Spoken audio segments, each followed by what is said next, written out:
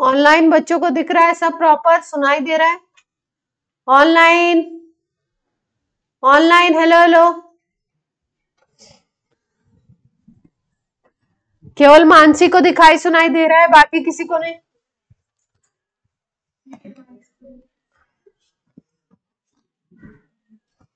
चलिए, lecture number 16।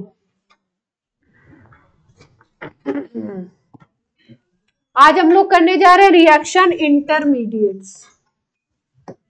Reaction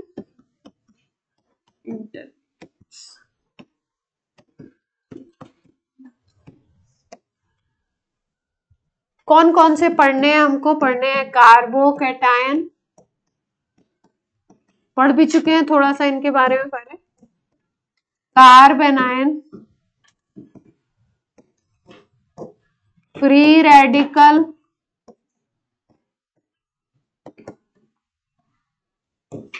carbene,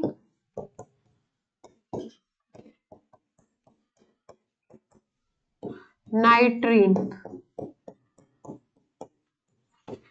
ये कुछ रिएक्शन के बीच में बनते हैं, रिएक्शन इंटरमीडिएट कहलाते हैं। रिएक्शन के बीच में हाईली रिएक्टिव स्पीसीज जो बनती है उसको बोलते हैं रिएक्शन इंटरमीडिएट। ठीक है, इसमें कौन कौन से आते हैं? कार्बोकैटायन, कार्बेनायन, फ्री रेडिकल और कार्बीन, है ना? तो कार्बोकैटायन, कार्बेनायन के बारे में थोड़ा थोड़ा पढ़ चुके हैं, तो स्टार्ट करेंगे आज हम लोग। हम हमारी मर्जी, हम किसी भी ऑर्डर से स्टार्ट कर सकते हैं। फ्री रेडिकल से स्टार्ट करेंगे। चलिए, फ्री रेडिकल। सबसे पहली बात, कुछ चीजें याद रखिए। फ्री रेडिकल कहाँ कहाँ बनेगा, किस रिएक्शन में हम लोग देखेंगे फ्री रेडिकल बनने वाला है। तो सबसे पहला पॉइंट याद रखना है अपने को, किससे बनेगा? होमोलिटिक फिशन से। कौन से फिशन से बनेगा? Homolytic fission. होमो का मतलब होता है जो सिंगल बॉन्ड होगा या जो डबल बॉन्ड होगा, उसमें दोनों जो इलेक्ट्रॉन होंगे वो एक एक एटम लेकर के सेपरेट आउट हो जाएगा। तो उस फिशन को क्या कहते हैं? Homolytic fission. इससे बनता है अपना फ्री रेडिकल। सेकेंड पॉइंट इसमें याद रखना है, किसी भी रिएक्शन में अगर आपको ये दिखाई दे रहा हो हेल्पर, हेल्पर की स्पेलिंग थोड़ी अलग है। हेल्पर, हेल्पर का मतलब है क्या क्या दिख रहा हो। जैसे आपको दिखाई दे हीट दिख रहा हो रिएक्शन में, इलेक्ट्रिसिटी दिख रही हो,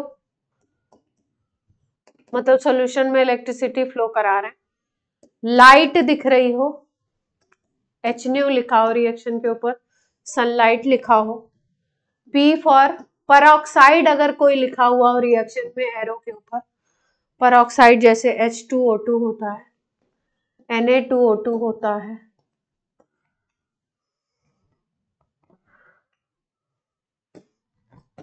और भी हो सकते हैं कोई भी परऑक्साइड। परऑक्साइड भी लिखा हुआ हो सकता है, वर्ड परऑक्साइड एरो के ऊपर लिखा हो। और R का मतलब होता है किसी रेडिकल की प्रेजेंस में। फ्री रेडिकल अगर कोई बना है तो दूसरा फ्री रेडिकल भी बन सकता है। ये 5 सिचुएशन है जिसमें आपको सोचना है किस रिएक्शन के बारे में, होमोलिसिस के बारे में, और ये सोचना है कि वहां पे क्या बन सकता है, फ्री रेडिकल बनने के चांसेस हैं। हाई हीट हो, इलेक्ट्रिसिटी फ्लो करा रहे हो, लाइट हो, परऑक्साइड कोई हो, या कोई पहले से फ्री रेडिकल रिएक्शन में प्रेजेंट हो, तो नया फ्री रेडिकल बनने के चांसेस होते। क्लियर है इतनी बात? ये 5 सिचुएशन याद रखेंगे। फ्री रेडिकल के बारे में थोड़ा सा और डिटेल जानकारी लेते हैं। जैसे मान लीजिए कि ये कंपाउंड है, इथेन है मान लो अपने पास, इसमें होमोलिसिस कराना चाहते हैं। इथेन का मॉलिक्यूल है,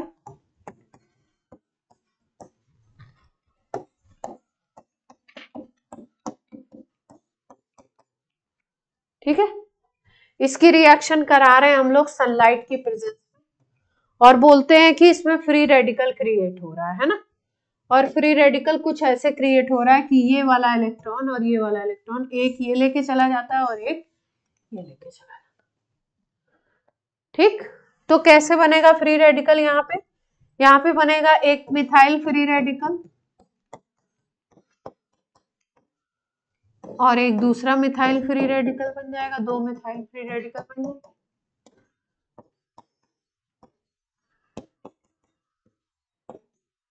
यहां तक बात क्लियर है, समझ आ रही है? ऑनलाइन पहले भी ये बात कर चुके हैं हम लोग, यहां तक बात समझ में आ रही है? फ्री रेडिकल की क्या खास बात है? जैसे कार्बन पे ये एक इलेक्ट्रॉन आ गया ना, तो हम लोग बोलेंगे कि कार्बन के आउटर शेल में इस समय कार्बन का जो वैलेंस शेल होगा इस समय उसमें इलेक्ट्रॉन होंगे 3, तो ये खुद के, एक ये फ्री रेडिकल वाला 4 और 3 ये हाइड्रोजन के। तो इस समय इसको हम लोग इस फ्री रेडिकल को क्या बोलेंगे? 7 इलेक्ट्रॉन सिस्टम बोलते हैं। क्या बोलते हैं? फ्री रेडिकल में कार्बन के ऊपर कितने इलेक्ट्रॉन होते हैं? 7 इलेक्ट्रॉन सिस्टम होता है। अगर 7 इलेक्ट्रॉन सिस्टम है तो इसको हम ये भी कह सकते हैं ऑड इलेक्ट्रॉन सिस्टम। ये बात सबको समझ आती है? 7 जो नंबर है वो ऑड इलेक्ट्रॉन सिस्टम का है। कोई भी स्पीसीज जिसपे अनपेयर्ड इलेक्ट्रॉन होगा, सिंगल इलेक्ट्रॉन होगा, 6 तो पेयर्ड दिखाई दे रहे हैं कार्बन पे, एक कैसा दिख रहा है? अनपेयर्ड दिखाई दे रहा है, अलग से दिख रहा है, तो वो स्पीसीज होती है पैरामैग्नेटिक। एटॉमिक वाले चैप्टर में और उन सब में पढ़ा है हमने। तो फ्री रेडिकल स्पीसीज कैसी होती है? पैरामैग्नेटिक। यहां तक कोई दिक्कत? अगर हम लोग बात करें तो इलेक्ट्रॉन तो होता है इस पे, लेकिन इसको हम लोग चार्ज स्पीसीज नहीं कहते हैं, इसको हम लोग न्यूट्रल ही कहते हैं। कैसी स्पीसीज है ये? Neutral species. 7 इलेक्ट्रॉन सिस्टम है, पैरामैग्नेटिक है, न्यूट्रल स्पीसीज है।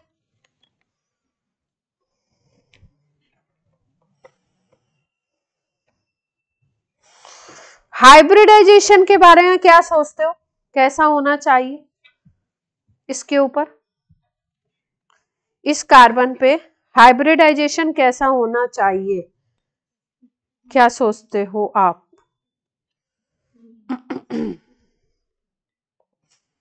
किस तरीके का हाइब्रिडाइजेशन सोचते हो?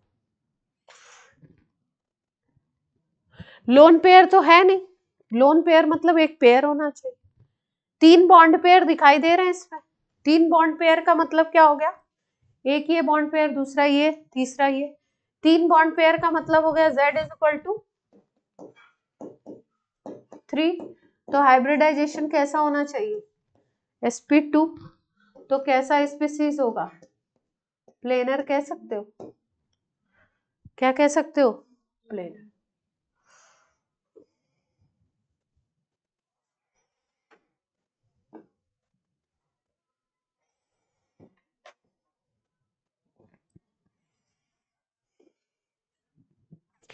प्लेनर के सामने लिख दीजिए अप्रॉक्स। अब अप्रॉक्स क्यों लिखा है ये बताते हैं। एक इलेक्ट्रॉन है ना इसमें, एक्स्ट्रा एक इलेक्ट्रॉन है, 2 तो है नहीं, तो कुछ थोड़ा रिपल्शन कॉज कर देता है। तो कभी प्लेनर भी होती है ज्योमेट्री, मतलब इसकी ज्योमेट्री फिक्स नहीं होती है। प्लेनर हमने 3 बॉन्ड पेयर देख के कह दिया, लेकिन इसकी आगे पॉइंट लिखेंगे ज्योमेट्री इज नॉट फिक्स्ड। कहीं पे प्लेनर दिखेगी, कहीं पे पिरामिडल भी दिखती है।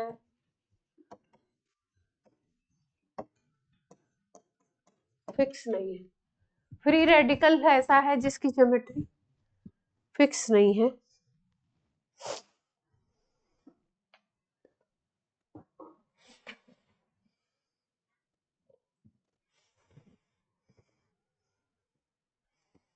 एग्जाम्पल में लिख लो, एल्काइल मिथाइल फ्री रेडिकल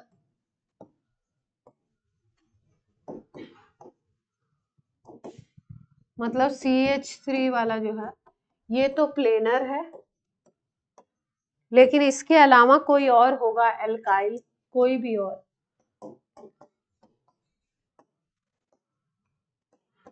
तो वो होता है पिरामिडल।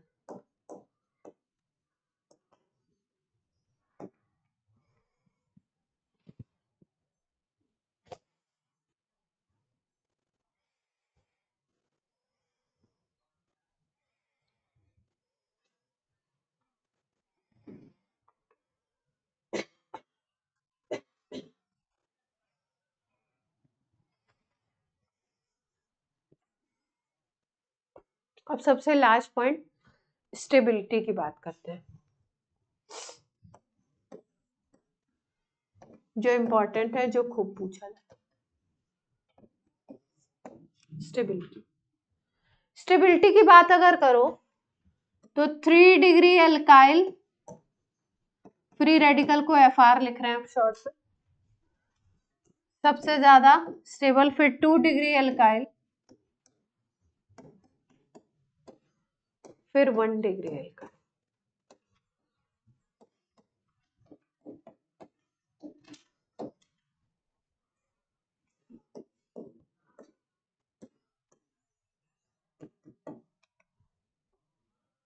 अनुज तुम पीछे जाके बैठो, उठो, सारांश की बात है। देखो जैसे ये है CH3 CH3 CH3,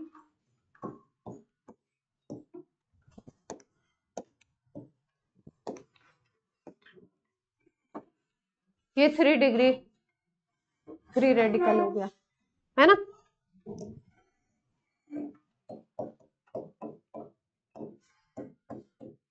ये 2 डिग्री हो गया,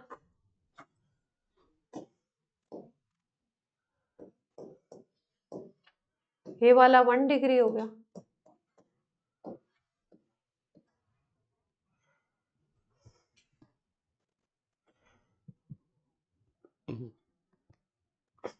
ऑर्डर सही लिखा है, सोच लो एकदम आराम से थोड़ा सा, हमने ऑर्डर सही लिखा है कि कुछ गड़बड़ी है। इंडक्टिव इफेक्ट से सोच लो।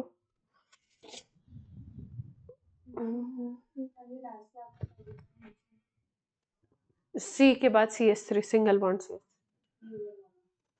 लास्ट वाला C के बाद CH3, वो बीच में एरो बना हुआ है इसलिए बस। थर्ड वाले में CH2 CH3 हैं? थर्ड वाले में CH2 CH3, यहाँ पे केवल CH3 कर दो, लास्ट वाला जब पहले CH2 CH3 कर चुका तो यहाँ CH3। ऑर्डर सही लिखा है कि गलत लिखा है? इंडक्टिव इफेक्ट से सोच के थोड़ा बताओ।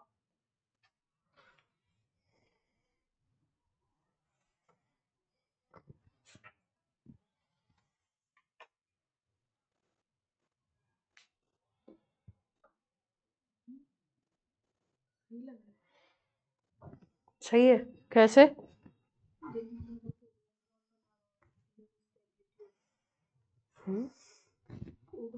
ये रेजोनेटिंग स्ट्रक्चर नहीं है बहन, रेजोनेटिंग स्ट्रक्चर के तो फॉर्मूला सेम होते हैं, ये अलग अलग है। एक में 3 मिथाइल है, एक में उल्टा बना दिया शायद, क्यों?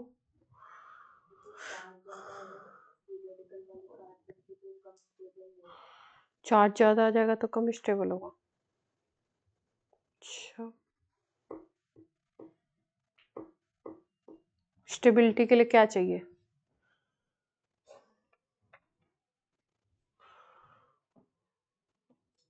कैसे सोचे इसको?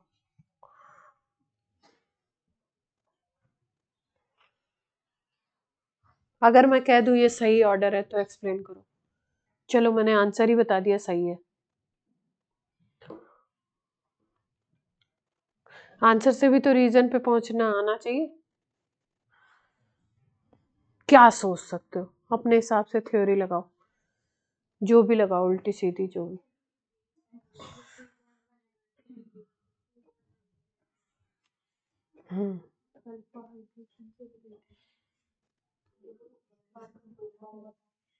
फ्री रेडिकल, FR का full form free radical.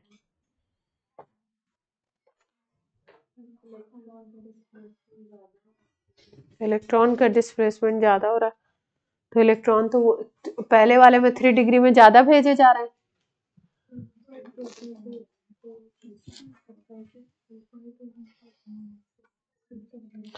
System में सिंगल इलेक्ट्रॉन है, अगर कहीं पे पेयर्ड इलेक्ट्रॉन का सिस्टम है तो वो ज्यादा स्टेबल होता है। इसको कैसे सोचना पड़ेगा अपने को, अगर पेयर्ड इलेक्ट्रॉन सिस्टम है तो वो ज्यादा स्टेबल होगा जहां पे अनपेयर्ड इलेक्ट्रॉन सिस्टम है ना। इस तरीके से सोचना, ये सिंगल इलेक्ट्रॉन सिस्टम है, ये सिंगल ये वाला है ना, 7 इलेक्ट्रॉन है, तो इधर से 3 ग्रुप हैं जो इसको ऐड करने के लिए तैयार है, इधर से 2 ग्रुप हैं, इधर से कितना ग्रुप है, 1 है, इधर से CH3 में केवल 3 हाइड्रोजन ही लगे है ना, 3 हाइड्रोजन है, तो यहाँ पे इंडक्टिव इफेक्ट सबसे ज्यादा लग रहा है, प्लस आई इफेक्ट सबसे ज्यादा लग रहा है, तो ये स्टेबल बनाने के लिए परेशान होंगे, इधर से पेयर हो जाओ, इधर से पेयर हो जाओ, इधर से पेयर हो जाओ, है ना। वो जो सिंगल इलेक्ट्रॉन है उसी की वजह से क्या हो रहा है, उसी की वजह से फ्री रेडिकल है बेसिकली, लेकिन फ्री रेडिकल जो है हाईली रिएक्टिव स्पीसीज इसीलिए होती है क्योंकि वो कैसी होती है, सिंगल इलेक्ट्रॉन रखती है, मतलब 7 इलेक्ट्रॉन सिस्टम रखती है, इसलिए होती है। तो जैसे जैसे हम लोग इलेक्ट्रॉन उसकी तरफ भेजेंगे वैसे वैसे सिस्टम को क्या मिलेगी, स्टेबिलिटी मिलती जाएगी। और आपको याद होगा कार्बोकेटाइन में भी यही था, कार्बोकेटाइन में भी 3 डिग्री सबसे ज्यादा था, फिर 2 डिग्री था और 1 डिग्री था। तो आप याद कैसे रखेंगे, फ्री रेडिकल का और कार्बोकेटाइन का सेम ऑर्डर है, 3 पहले फिर 2 फिर 1। कार्बन आयन का जस्ट क्या आता है, अपोजिट आ जाता है, क्योंकि जितने इलेक्ट्रॉन आप भेजोगे पहले से ही माइनस चार्ज वहां पे है, अब आप और इलेक्ट्रॉन भेजते जा रहे हो तो माइनस चार्ज बढ़ेगा वहां पे, तो स्टेबिलिटी क्या हो जाएगी, कम हो जाएगी। यहाँ पे हमने सोचा सिस्टम को सिंगल इलेक्ट्रॉन के हिसाब से, और वहां पे हम कैसे सोचते हैं, माइनस चार्ज के हिसाब से सोचते हैं कार्बन आयन में, है ना। तो इसमें ये तो एल्काइल का ऑर्डर था, एक और ओवरऑल ऑर्डर है, उसको लिखिए सेकेंड पॉइंट बना के, ये फर्स्ट पॉइंट नोट कर लिया, सेकेंड पॉइंट बना के एक और ऑर्डर लिख लीजिए जल्दी से।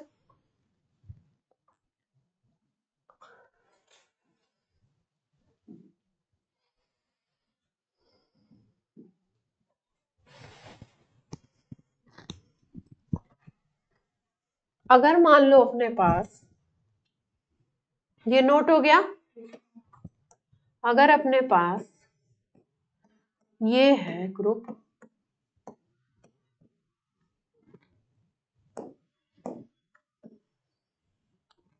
फिनाइल लगा दे C6H5, 3 फिनाइल ग्रुप लगा दे यहाँ पे, है ना, और फ्री रेडिकल, फिर यहाँ पे 2 लगा दो,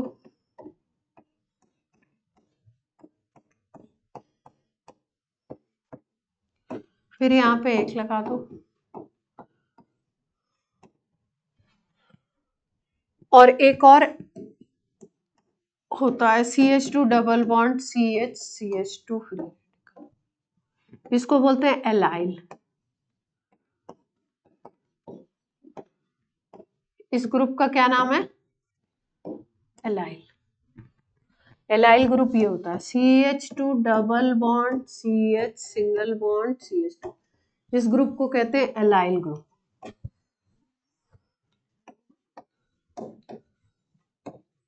इस ग्रुप को क्या कहते हैं, एलाइल।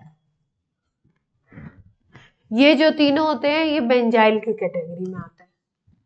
कौन से ग्रुप हैं ये, बेंजाइल बोलते हैं। ये 3 डिग्री हो गया, या 2 डिग्री बेंजाइल हो गया, या 1 डिग्री। तो 3 डिग्री बेंजाइल की सबसे ज्यादा, फिर 2 डिग्री की, फिर 1 डिग्री की, फिर किसकी होगी, एलाइल की स्टेबिलिटी।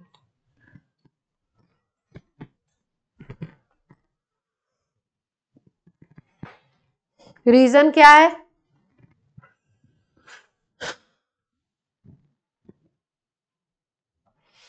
C6H5 जैसे ही लगेगा, जैसे ही बेंजीन रिंग लगेगी वैसे ही रेजोनेंस होगा, क्या हो जाएगा, रेजोनेंस।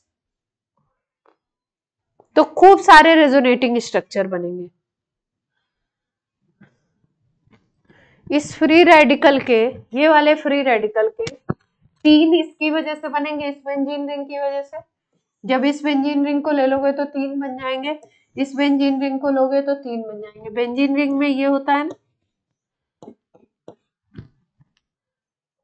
ये होता है, तो फ्री रेडिकल की पोजीशन इसके हिसाब से चेंज होगी।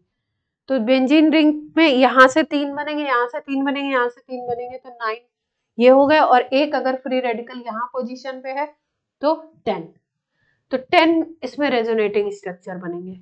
इसमें अगर सोचोगे तो इस फ्री रेडिकल के एक इसकी वजह से जो ओरिजिनल है 3 इससे बनेंगे, इस रिंग से 3 यहाँ पे बनेंगे, तो कितने हो जाएंगे अपने 7, 3 3 6 और 1 7। यहाँ पे कितने बनेंगे, 3 इससे 1 इससे, है ना। वहां पे अगर देखो तो यहाँ पे 1 बनेगा इधर से इधर और 1 बनेगा इधर से इधर, है ना। मतलब 1 है और 1 और बनेगा, बस 2 ही बनेंगे रेजोनेटिंग। तो जहां पे जितने ज्यादा रेजोनेटिंग स्ट्रक्चर वहां पे स्टेबिलिटी उतनी ज्यादा। जैसे यहाँ पे RS कितना बनेगा, यहाँ पे RS बन रहा है 3 + 3 + 3 + 1, कितने बन गए। यहाँ पे रेजोनेटिंग स्ट्रक्चर कितने बन गए, 3 + 3 + 1। यहाँ पे कितने बन गए, 3 + 1। यहाँ पे कितने बन जाएंगे,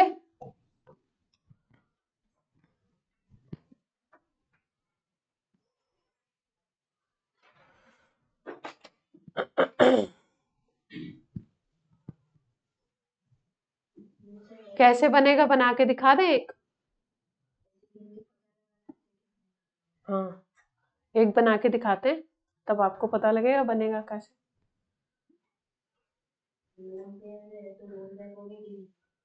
लोन पेयर कहाँ है, लोन पेयर क्यों जाएगा, लोन पेयर है तो मीसोमेरिक इफेक्ट करेगा। हाँ, रेजोनेटिंग में जा सकता है। चलिए एक बना के दिखाते हैं कैसे बनेगा। उसके 2 बन रहे हैं ना लास्ट वाले के, पहले इसको बनाते हैं। CH2 double bond CH2 free radical, ठीक है। ये तो था ओरिजिनल अपना स्ट्रक्चर, एलाइल फ्री रेडिकल बोलते हैं। क्या नाम है, एलाइल। बात सबको समझ आ रही है ऑनलाइन। अब देखो दूसरा फ्री रेडिकल, इसी का रेजोनेटिंग स्ट्रक्चर बनाना है, तो रेजोनेटिंग कैसे बनेगा ध्यान से देखना। अब यहां पे होमोलिसिस करा दूं, ये 2 इलेक्ट्रॉन है, 1 इलेक्ट्रॉन इस पे 1 इलेक्ट्रॉन, होमोलिसिस ऐसे दिखाई जाती है। होमोलिसिस का एरो मैंने ज्यादा बड़ा बना दिया, ऐसा। तो अगर 1 इलेक्ट्रॉन इस पे जा रहा है और 1 इलेक्ट्रॉन इस पे जा रहा है तो क्या सिचुएशन होगी, ध्यान से देखो। यहाँ पे 1 इलेक्ट्रॉन है पहले से, इधर से 1 इलेक्ट्रॉन गया, तो 2 इलेक्ट्रॉन से 1 बॉन्ड बन सकता है। तो इस इलेक्ट्रॉन और इस इलेक्ट्रॉन से तो यहाँ एक बॉन्ड क्रिएट हो जाएगा और इस पे ये 1 इलेक्ट्रॉन हो जाएगा। तो क्या हो जाएगी सिचुएशन आपकी बार, CH2 पे इधर फ्री रेडिकल क्रिएट हो गया, ये बॉन्ड अब सिंगल हो गया, ये CH ऐसे ही है, यहाँ एक बॉन्ड था, अब कितने बॉन्ड बन जाएंगे, डबल बॉन्ड। यानी फ्री रेडिकल पहले इस पोजीशन पे था, अब किस पोजीशन पे आ गया, इधर आ गया। तो इसके कितने रेजोनेटिंग स्ट्रक्चर बनेंगे, एक ये और एक। बात कुछ आई,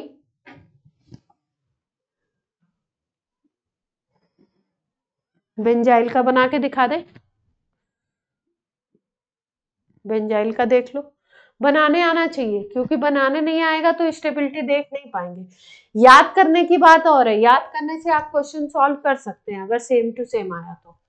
कि बेंजाइल में आपने याद कर लिया कि 3 डिग्री सबसे ज्यादा, फिर 2 डिग्री, फिर 1 डिग्री। एल्काइल में याद कर लिया 3 डिग्री, फिर 2 डिग्री, फिर 1 डिग्री।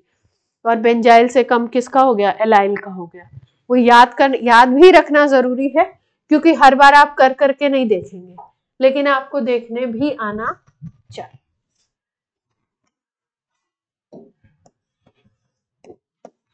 वैसे मान लो अपने पास ये फ्री रेडिकल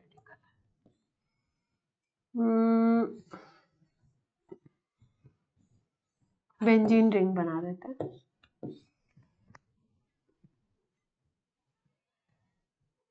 है ना। एक ही बेंजीन रिंग बनाई तो यहाँ पे CH2 लिख दें, है ना। 2 हाइड्रोजन ये, एक ये बॉन्ड और एक फ्री रेडिकल बना हुआ है। 4 इलेक्ट्रॉन होते हैं कार्बन के पास, एक यहाँ पे यूज कर लिया, 2 यहाँ पे यूज कर लिए, एक फ्री रेडिकल के फॉर्म में है उसके पास। ठीक, अब क्या करना है, क्या दिखाना है, होमोलिसिस करा दे। ये बॉन्ड का इलेक्ट्रॉन ले लो, इस बॉन्ड के इलेक्ट्रॉन को कहां पे ले जाओगे, एक को इधर ले जाओ और एक को कहां पे ले आओ, इधर ले। क्या होगा, ध्यान से देखो,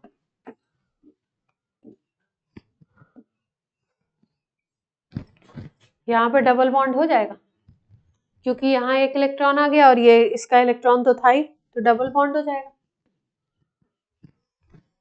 क्लियर है बात, ये इलेक्ट्रॉन यहाँ पे आ गया, यहाँ का डबल बॉन्ड तो खत्म ही हो गया, बाकी डबल बॉन्ड ऐसे।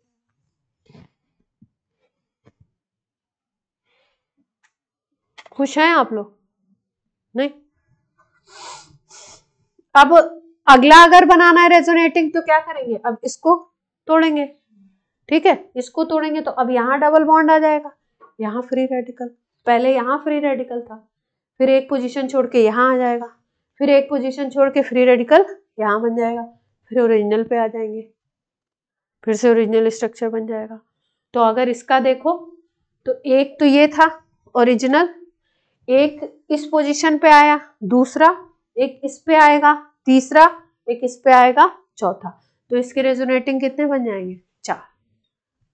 ठीक, तो एक बेंजीन रिंग लगाने पे कितने ऐड हुए, एक ओरिजिनल था, एक बेंजीन रिंग लगाने पे कितने ऐड हो गए, 3 ऐड हो गए।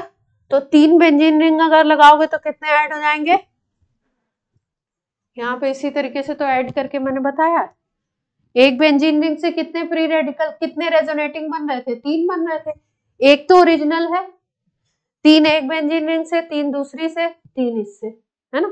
ऐसा नहीं सब एक साथ बनेंगे, कभी इसकी एक पोजीशन पे कोई बन रहा होगा, बाकी पूरा स्ट्रक्चर वैसे ही, फिर दूसरा, फिर तीसरा, फिर चौथा, फिर पांचवा, फिर छठा, ऐसे करके 9 बनेंगे, और ये एक ओरिजिनल है। यहाँ पे क्या 2 ही बेंजीन रिंग है, अगर 2 फिनाइल लगे हैं तो 2 बेंजीन रिंग है, तो इससे 3 6 और एक के साथ ऐसे काउंट कर लेंगे। क्लियर है बात, फ्री रेडिकल बनाना सीख गए। ये नोट कर ली स्लाइड, अगली स्लाइड भी नोट कर लीजिए समझ के, ये वाली।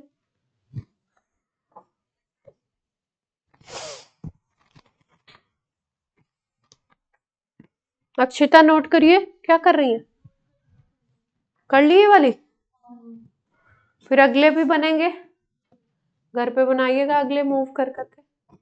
टोटल कितने बनाने अपने को, 4 बनाने, एक ये है, दूसरा ये है, नंबर 1 हो गया, नंबर 2 हो गया, यहाँ पे बनाइएगा नंबर 3, फिर नंबर, एक बेंजीन रिंग से 4 बन, सब लोग बना पा रहे हैं। ये बहुत बेसिक बेसिक सी चीजें हैं, अगर इसको नहीं सीखेंगे तो फिर आगे क्या होगा, आगे फिर कोई क्वेश्चन में आगे कॉम्प्लिकेटेड होता है तो फंस जाते हैं, और ये सब बेसिक चीजें आती हैं तो फिर आगे तेजी से बढ़ते हैं, 12th में फिर आप तेज आगे बढ़ेंगे। चलिए अब एक ओवरऑल ऑर्डर लिखेंगे, अगर एलाइल भी दे दिया, अगर बेंजाइल भी दे दिया, अगर एल्काइल भी दे दिया, तो किसको सबसे ज्यादा स्टेबल मानोगे, किसको कम मानोगे।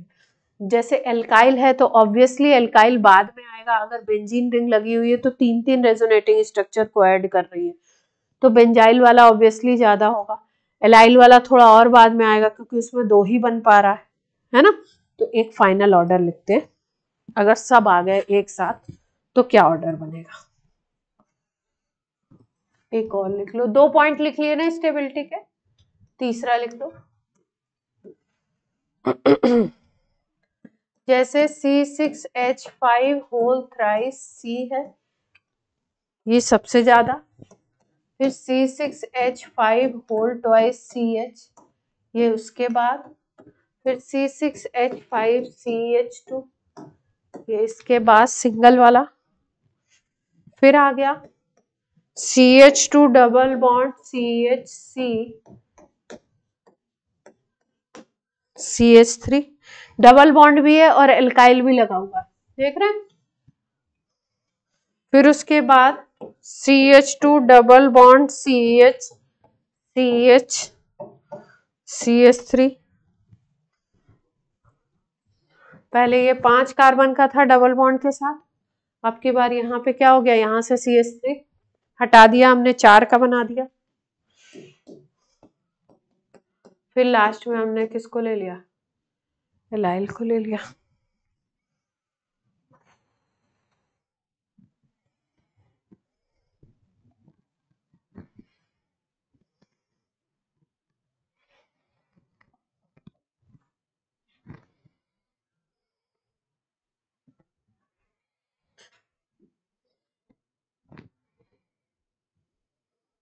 ठीक है, कुछ अजीब सी मुझे किसमें। चलो अगले टॉपिक पे आए, अब पढ़ते हैं कार्बन आयन, पढ़ लेते हैं।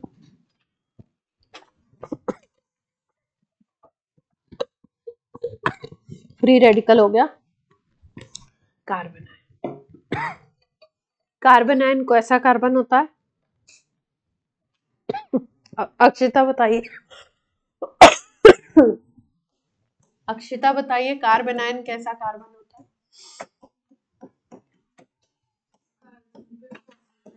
अरे अरे अरे अरे अरे, कार्बन पे नेगेटिव चार्ज, एनायन बोले तो नेगेटिव चार्ज, कैटायन बोले तो पॉजिटिव चार्ज।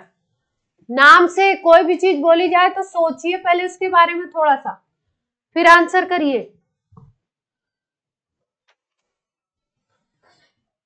है ना। टाइमर तो ऑन नहीं है, थोड़ा सोचो क्या बोला गया। कार्ब एनायन, ठीक है। तो कैसा चार्ज होगा कार्बन पे, नेगेटिव चार्ज। कैसे बनेगा, हेट्रोलिटिक फिशन से। किस फिशन से बनता है, हेट्रोलिटिक फिशन, आप जानते ही हैं कैसा टाइप का होता है। देखते हैं एक एग्जांपल से। मान लो CH3Cl है,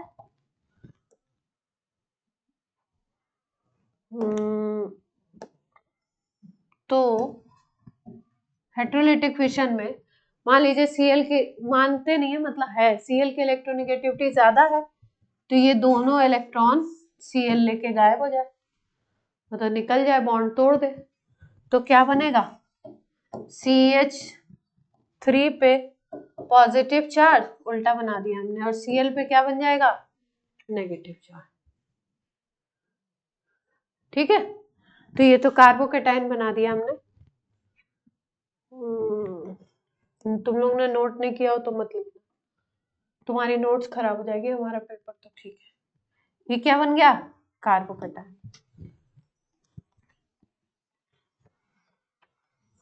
कार्बन आयन बनाते हैं भैया।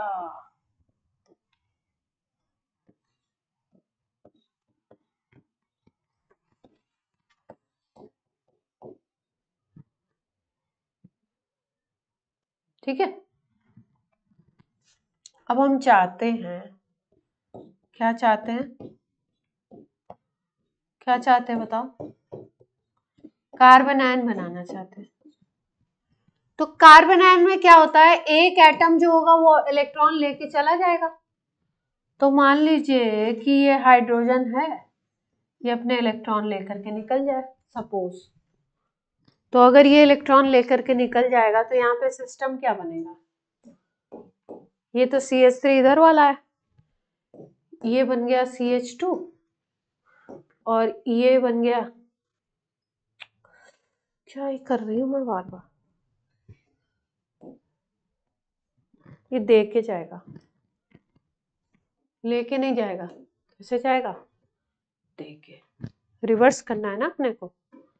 H+ के फॉर्मेट में अगर ये निकल गया तो यहाँ पे नेगेटिव चार्ज आ जाएगा, ये दोनों इलेक्ट्रॉन आ गए, नेगेटिव चार्ज आ गया, तो ये स्पीसीज कौन सी बन गई, ये कार्बन कैसा बन गया, कार्ब एनायन।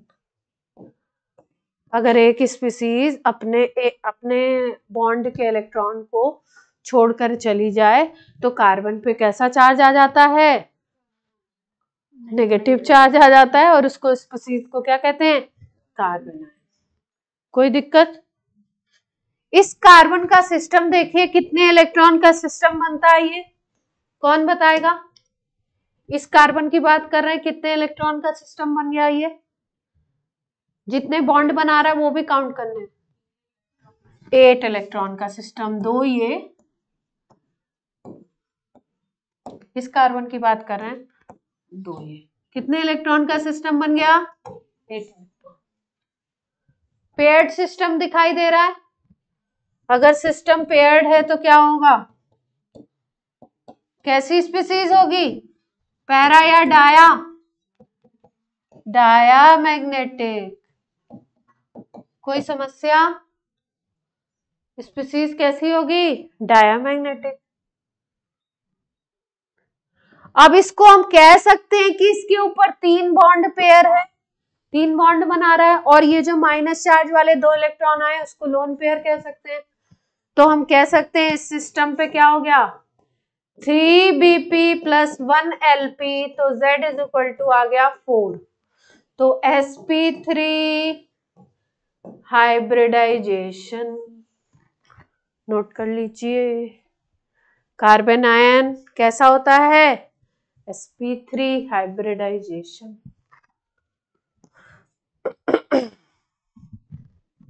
कोई समस्या हो तो बोलिए। 3 बॉन्ड पेयर और एक क्या मान लेंगे उसको, लोन पेयर। sp3 बन गया।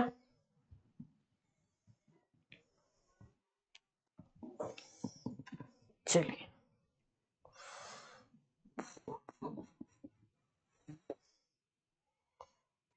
डायमैग्नेटिक हो गया। न्यूट्रल तो है नहीं, फ्री रेडिकल को न्यूट्रल बोलते हैं, न्यूट्रल लिखा है फ्री रेडिकल में, इसको लिख लीजिए चार्ज। कैसा है ये, डायमैग्नेटिक तो है, और कैसा है, चार्ज है।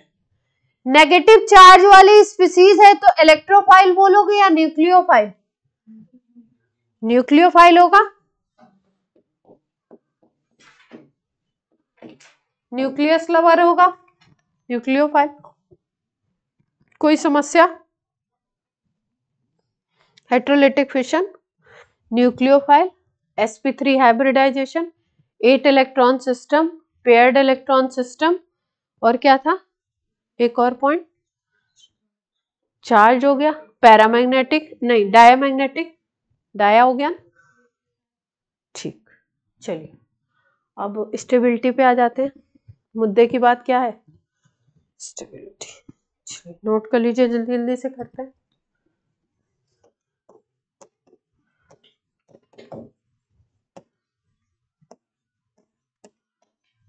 मेनली स्टेबिलिटी ऑर्डर से क्वेश्चन देते हैं काफी।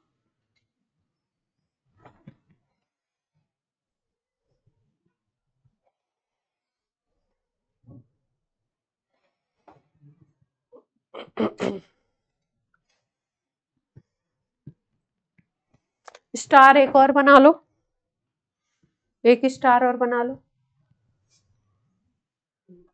यहाँ पे क्या लिखा था हम लोगों ने, sp3 लिखा था ना, sp3 के यहाँ पे लिख लो पिरामिडल भी होता है। लोन पेयर है तो अमोनिया जैसा स्ट्रक्चर हो गया, 3 बॉन्ड पेयर, एक लोन पेयर, पिरामिडल लिख लो। उसके बाद हमारे पास जगह नहीं, हम तो अगले पेज पे स्टार बनाएंगे, आप अपने पेज पे स्टार बनाओ। स्टेबिलिटी के पहले स्टार बना लो। 2 आयन है, allyl and benzyl carb anion are sp2 hybridized, almost planar structure ऐसा बनता है। अलग से याद रखना है इनको। कौन कौन से? Benzyl and allyl carb anion are almost planar. Planar बन जाता है। और कैसी हो जाएगी? वैसे बाकी सब में sp3 होती है, एलाइल और बेंजाइल में कैसी होगी? sp2। स्टेबिलिटी ऑर्डर पे आ जाओ। क्या सोचते हो 3 डिग्री 2 डिग्री एल्काइल अगर लोगे तो किसकी ज्यादा होगी किसकी कम होगी? अगर 3 डिग्री है, ऐसे 3 डिग्री बनाना है तो 3 मिथाइल लगा दो।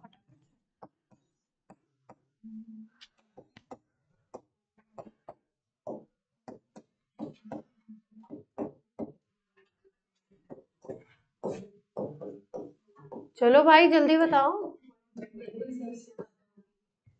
हैं? 1 डिग्री की सबसे ज्यादा स्टेबिलिटी होगी। क्यों?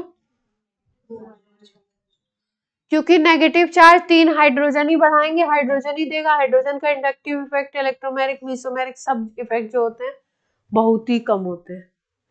तो नेगेटिव चार्ज बढ़ेगा अगर तो स्टेबिलिटी कम होगी। यहाँ पे इलेक्ट्रॉन देने वाले 3 ग्रुप अटैच हैं, तो यहाँ पे नेगेटिव चार्ज बहुत तेजी से बढ़ेगा, है ना। तो जहां पे नेगेटिव चार्ज बहुत बढ़ेगा, चार्ज बढ़ेगा, तो स्पीसीज क्या होगी? स्टेबिलिटी उसकी डाउन होगी। यहाँ पे 2 फैक्टर हैं, यहाँ पे 1 फैक्टर है, यहाँ पे हाइड्रोजन बेचारा लगा हुआ। तो स्टेबिलिटी का ऑर्डर ये है। क्लियर है? 11th क्लास में या कहीं पे भी आपसे रीजन पूछते हैं तो प्रॉपर आपको लिखने आना चाहिए, है ना, कि यहाँ पे 3+I ग्रुप लगे हुए हैं, 3 मिथाइल ग्रुप लगे हैं जो 3 तरफ से इलेक्ट्रॉन को डोनेट करेंगे, जिससे कार्बन आयन पे नेगेटिव चार्ज बढ़ता जाएगा, जिसकी वजह से स्टेबिलिटी क्या होगी? पहले वाले केस में ये वाला केस लिया, इसमें सबसे ज्यादा होगी स्टेबिलिटी कम, है ना। और दूसरे वाले में 2 तरफ से भेजा जा रहा है चार्ज, तो थोड़ी सी ज्यादा होगी पहले के कंपैरिजन में, फिर उसमें थोड़ी और ज्यादा, और मिथाइल में सबसे ज्यादा। तो ऐसे भी याद रखना है कि फ्री रेडिकल और कार्बोकेटाइन का सेम चलता है, 3 2 1। 3 की सबसे ज्यादा, 2 की उससे कम, और 1 फिर सबसे कम। मिथाइल आएगा लास्ट में। और कार्बन आयन का क्या चलता है? 1 2 3, है ना। Methyl then 1 then 2 then 3। ठीक है, बहुत ही अभी तक तो इजी लग रहा होगा। बात समझ में आ रही है? नहीं आ रही तो बोलिए। प्यारे बच्चों, ओवरऑल कहाँ लिखा है? इतना सारा बच्चे कैसे पढ़ेंगे? बेकार है, इतना सारा लिख देते हैं, बच्चा कैसे पढ़ेगा था। अब टीचर को भी पढ़ाना ही पड़ेगा, मजबूरी है, क्या करेगा, इतने केसेस हैं। अब जो अपन ने फ्री रेडिकल में करा था उसी का जस्ट अपोजिट यहाँ पे लिख रहे हैं। स्टेबिलिटी में चल रहे थे। हाँ, स्टेबिलिटी में सेकंड केस।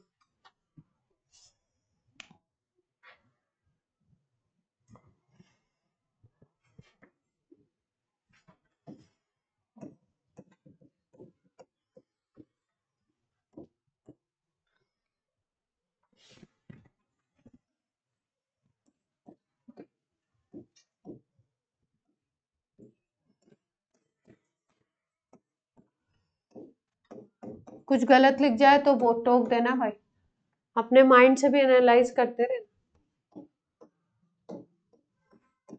उल्टा पुल्टा हो जाए कुछ तो बता दे।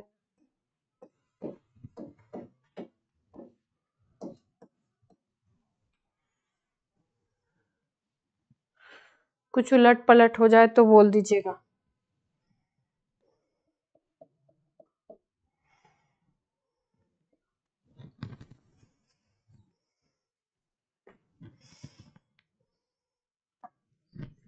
CH2 सेकंड में CH2 आना चाहिए ना यहाँ। ये सब हाइड्रोजन खुद ही से कर लिया करे, हमसे हो जाता है। ऑर्डर मैंने सही लिखा है या गलत लिखा है बता दीजिए।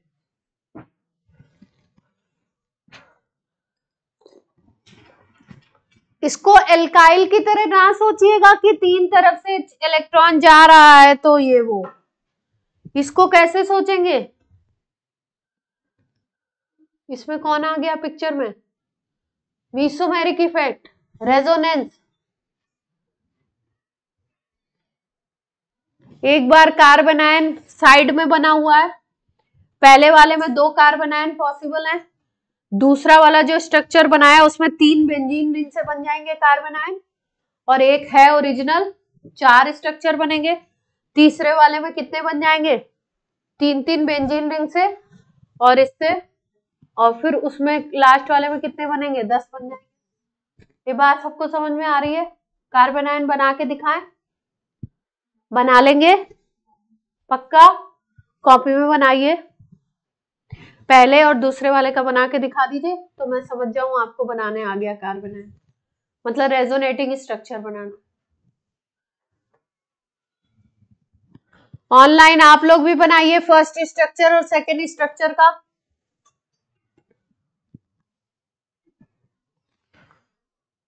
जिसको नहीं आ रहा है वो पूछिए।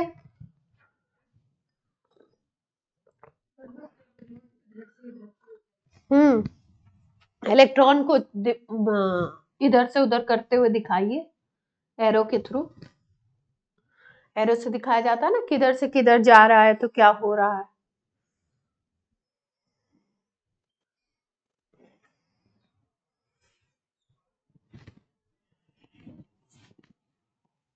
जैसे कोई भी आपको छोटा बेसिक चीज आएगी तो आप 3 की जगह 6, 7, 10 भी स्ट्रक्चर बना पाएंगे, देख लेंगे।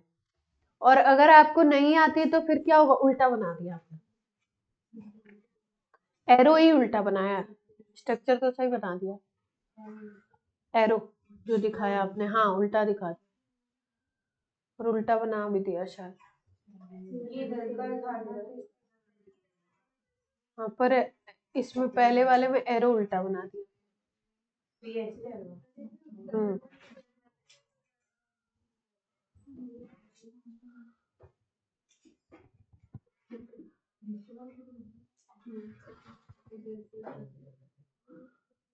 बन गया सारांश?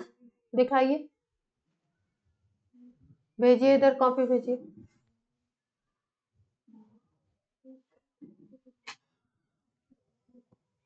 कहाँ बनाए?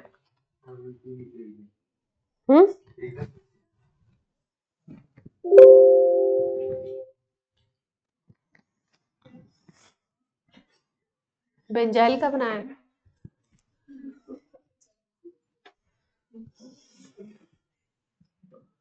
ये मक्खी है ना, एक आ गई है वो तंग कर रही है। हाँ तंग कर रही है क्या इसमें? मैं लिख रही हूँ, लिखने ही नहीं पता चल रहा है, वो आके लिखने लग रही है, चलने लग रही है। चलिए बनाए, इसका बनाते हैं।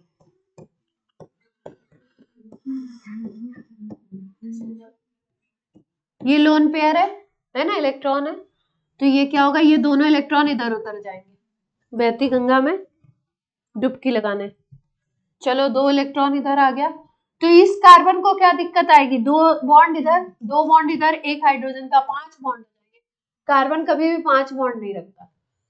ये इलेक्ट्रॉन जैसे ही इधर आए, इधर डबल बॉन्ड, इधर डबल बॉन्ड ऑलरेडी है, इधर हाइड्रोजन है, तो 5 बॉन्ड हो जाएंगे। तो क्या होगा? जैसे ही इलेक्ट्रॉन इधर डबल बॉन्ड बनाने आएगा वैसे ही इधर से इलेक्ट्रॉन इधर आएगा, तो रेजोनेटिंग स्ट्रक्चर कैसे बनेगा? इस पे माइनस चार्ज आ गया, ये सिंगल बॉन्ड बन गया।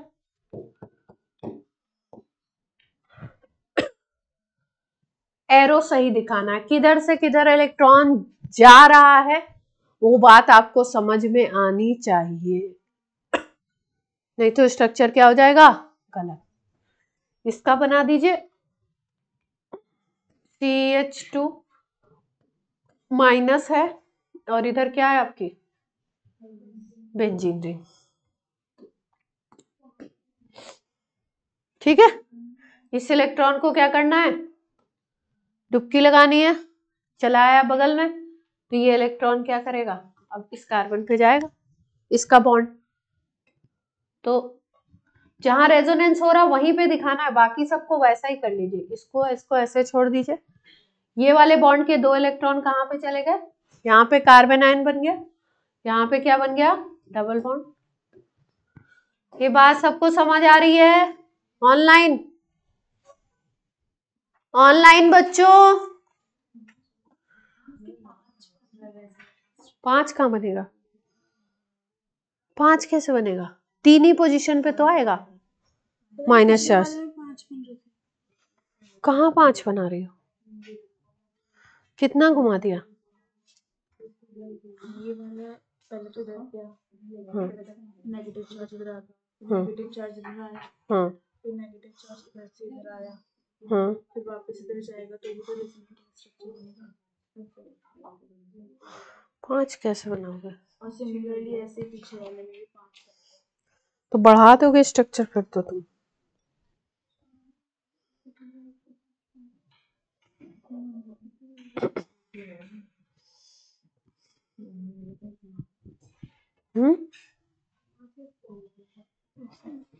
वो दूसरी पोजीशन से भी घुमा दिया तुमने, दूसरी से नहीं घुमाओ, 3 ही बनेंगे, 3 ही पोजीशन, हाँ 3 ही को कंसीडर करो, 3 ही घुमाओ। देखो यहाँ से, ये देखो, ये पहली पोजीशन थी माइनस चार्ज की, ये वाली पोजीशन दूसरी बन गई, ये वाली बन गई तीसरी, ये बन गई चौथी, एक के बाद एक छोड़ के आता है, देखो ध्यान से देखो, यहाँ माइनस चार्ज था, एक छोड़ा, एक इधर आ गया माइनस चार्ज, फिर एक छोड़ा, एक ये पोजीशन मिल गई, फिर एक छोड़ दिया, फिर एक ये पोजीशन मिल गई, ऐसे ही नेगेटिव चार्ज घूम रहा है। तो यहाँ पे कितने बन जाएंगे, 4 बन जाएंगे रेजोनेटिंग, यहाँ पे कितने बन रहे थे, 2 बन रहे थे, ये वाले केस में कितने बनेंगे, 3 इससे 3 इससे, एक ओरिजिनल 7, ये वाले केस में कितने बनेंगे, 3 3 6 3 9 और एक 10। ठीक है, तो इसीलिए उल्टा लिख दिया क्या हमने, ऑर्डर उल्टा लिखा हुआ है क्या, ऑर्डर देखो, ऑर्डर उल्टा लिखा है क्या,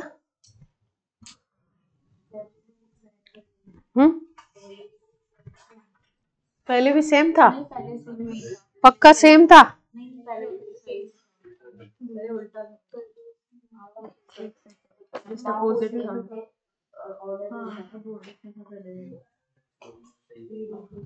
हैं?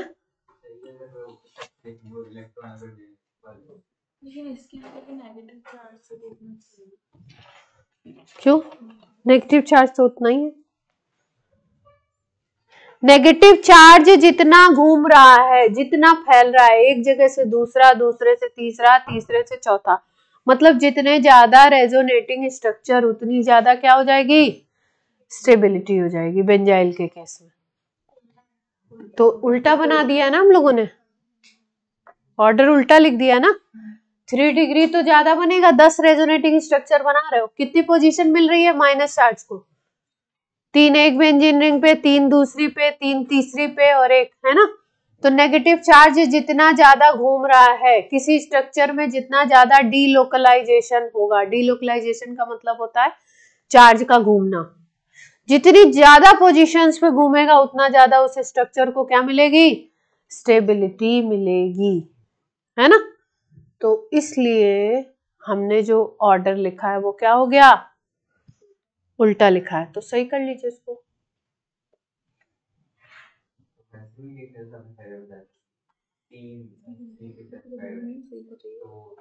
नहीं इसमें नहीं, इसमें रेजोनेंस वाला फैक्टर तगड़ा हो गया ना, इसमें वैसे नहीं सोचेंगे, उसमें प्लस आई ग्रुप लग रहे थे, इसमें क्या आ गया, कौन सा फैक्टर आ गया, वैसे कहो तो कौन सा फैक्टर आ गया, इसमें एम इफेक्ट आ गया, कह सकते हैं ना।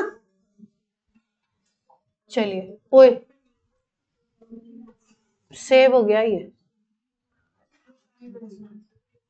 चलो तुम लोग सही कर लो इसको।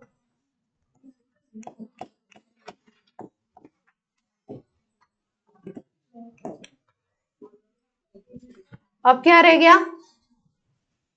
कार्बोकेटाइन रह गया ना। चलो कार्बोकेटाइन कर लेते हैं जल्दी से। कार्बोकेटाइन की ज्योमेट्री करनी है, ऑर्डर करना है, यही करना है और कुछ करना है।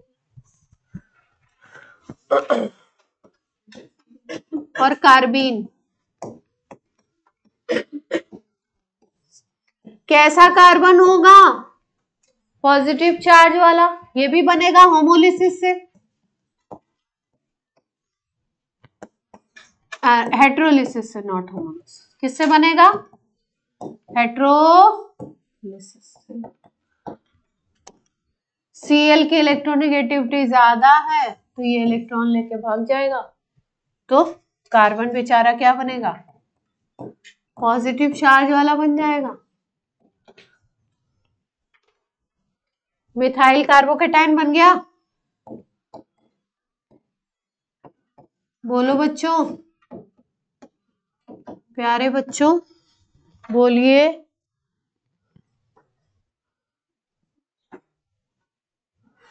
दोनों इलेक्ट्रॉन लेके कौन चला गया? Cl। तो क्या हो गया? कितने इलेक्ट्रॉन का सिस्टम है? जल्दी से बता दो। कितने इलेक्ट्रॉन का सिस्टम है? कार्बन आयन था 8 इलेक्ट्रॉन का सिस्टम, तो उसके पेयर को भी गिनना है। और फ्री रेडिकल कितने इलेक्ट्रॉन का था? 7 का था। ये कितने इलेक्ट्रॉन का सिस्टम बन गया? 6। खुद के इसके 4 थे, 3 हाइड्रोजन वाले भी काउंट कर रहे हैं, इसके अराउंड कितने वो काउंट कर रहे हैं। तो ये कितने इलेक्ट्रॉन का सिस्टम बन गया? इवन है इलेक्ट्रॉन, तो कैसा होगा? पैरा या डाया?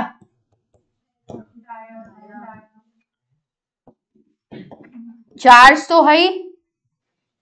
इलेक्ट्रोफाइल होगा या न्यूक्लियोफाइल? इलेक्ट्रोफाइल या न्यूक्लियोफाइल? इलेक्ट्रॉन से अट्रैक्ट होगा या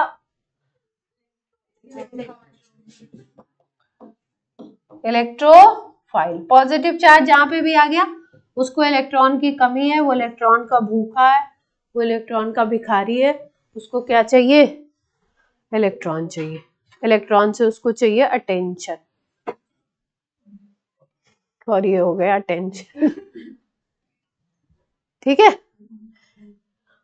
Z अगर देखें तो कितने बॉन्ड पेयर दिखाई देते हैं? No lone pair, 3 bond pair. 3 bond pair का मतलब sp2 हाइब्रिडाइजेशन, प्लेनर। बहुत बड़े बड़े लेटर्स में लिख लीजिए। 2-3 टाइप के रिएक्शन मैकेनिज्म 12th में पढ़ेंगे, अभी टाइम मिला तो अभी पढ़ाएंगे 11th।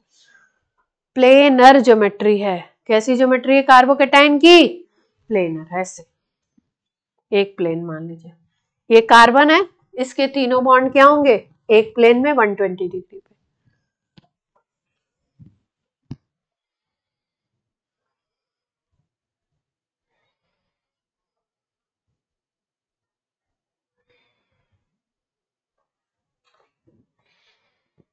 अब इसमें ऑर्डर के बारे में मेरे को सोच के जल्दी से बताइए। पहले एल्काइल का, फिर एलाइल का, फिर बेंजाइल का, सबका जल्दी जल्दी सोच के बताइए। कहानी में ट्विस्ट है।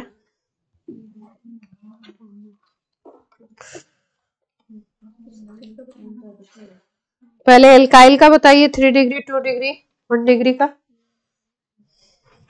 ये तो बता भी चुके हैं आपको। स्टेबिलिटी 3 डिग्री, फिर 2 डिग्री, फिर 1 डिग्री।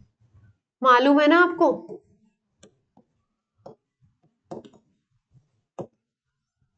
थ्री डिग्री एल्काइल की सबसे ज्यादा, फिर 2 डिग्री एल्काइल कार्बोकेटाइन, और फिर 1 डिग्री। क्यों पता ही है। और फिर मिथाइल।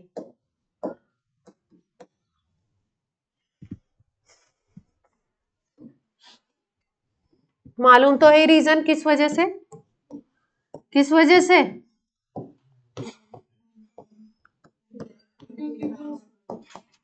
इंडक्टिव इफेक्ट से। नेगेटिव चार्ज दे रहे हो तो पॉजिटिव चार्ज से मिलेगा, तो पॉजिटिव चार्ज कम होता जाएगा, कम होगा तो स्टेबिलिटी बढ़ेगी।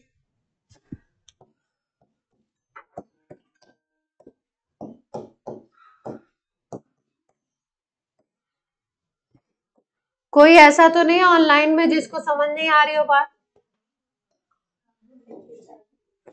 कोई नहीं हो तो बोल दीजिए, मतलब कोई हो तो बोल दीजिए, कोई नहीं है। किसी को समझ में नहीं आ रहा हो तो बोल दीजिए। ओए शिट,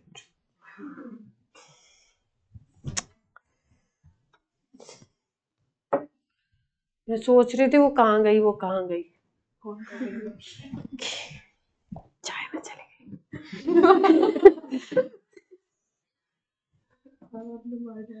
अच्छा हुआ मैंने बिना देखे पिया नहीं, नॉन वेज हो जाता है फिर।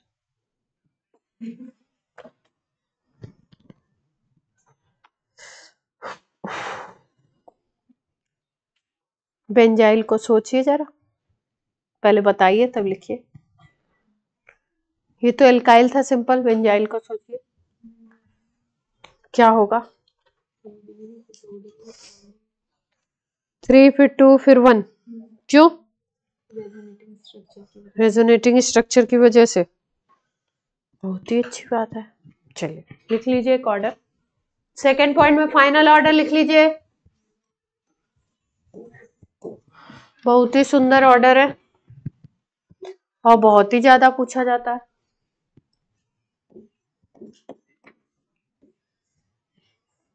एक दिन बताया था ना ये वाला एग्जांपल, साइक्लोप्रोपाइल लगाया, सुंदर सुंदर 3 साइक्लोप्रोपाइल लगा दीजिए, फिर 2 लगा दीजिए,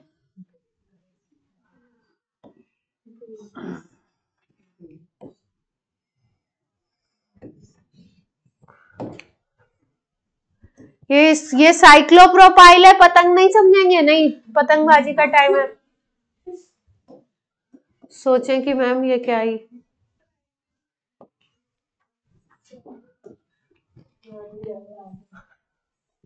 साइक्लोप्रोपाइल के बाद आएगा 7 कार्बन का, बनाइए।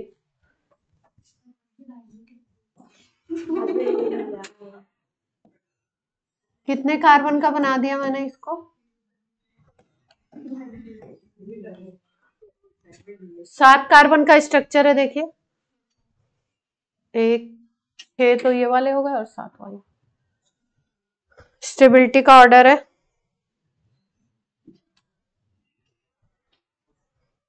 इसके बाद बेंजाइल वाले आ गए।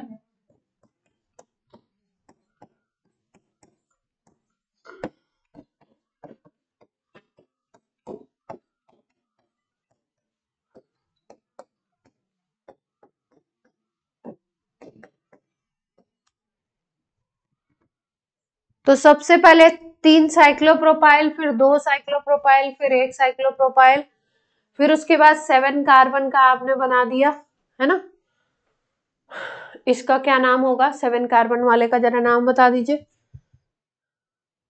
इसके नाम के बारे में कुछ नजरें इनायत कीजिए आप लोग, क्या हो सकता है,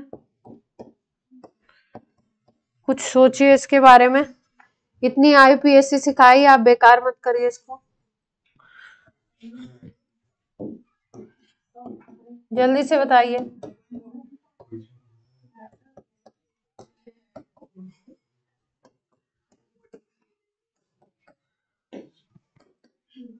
बोलिए जल्दी।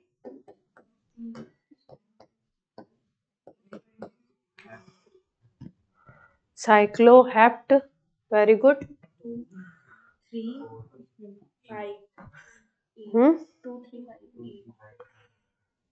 2 3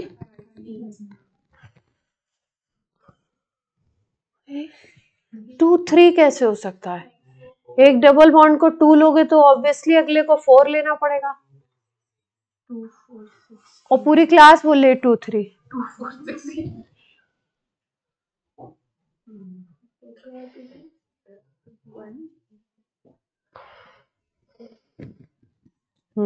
गिनो गिनो।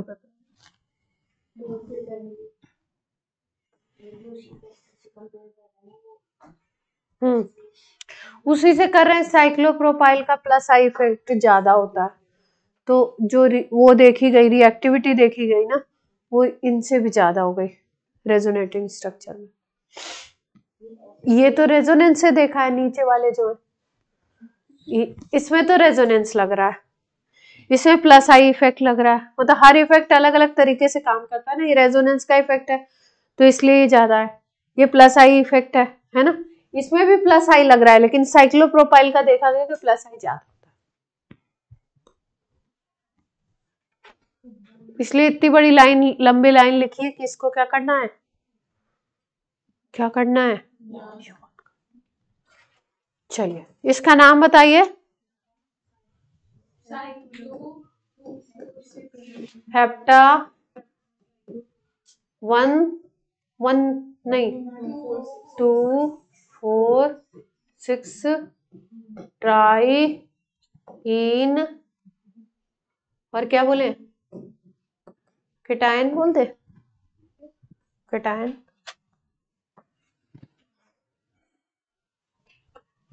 2 4 6 शायद नहीं बोलते, 1 3 5 बोलते शायद। इसका नाम चेक करो।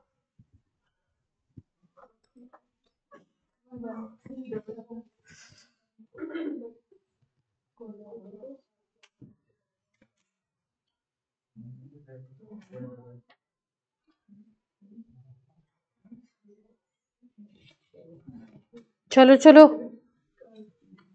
कहाँ चलो। अच्छा वो चीज तो आपको पहले ही सिखा दी थी ना कि कार्बोकेटाइन पे अगर माइनस आई ग्रुप लगाओगे प्लस आई ग्रुप लगाओगे तो क्या होगा, स्टेबिलिटी के बारे में। ऑरेंज का डब्बा गोल, ऑरेंज ऐसे कर रहा है।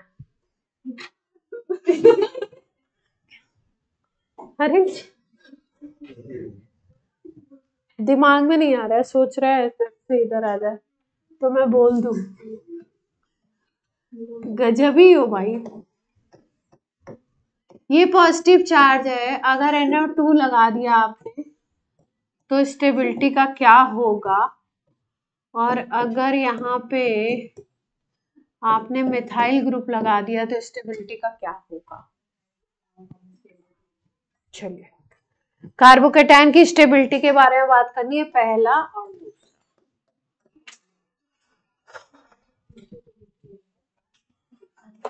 NO2 क्या करेगा, माइनस आई माइनस M से इलेक्ट्रॉन खींचेगा, इलेक्ट्रॉन खींचेगा तो कार्बोकेटाइन पे पॉजिटिव चार्ज बढ़ेगा, चार्ज बढ़ेगा तो स्टेबिलिटी घटेगी।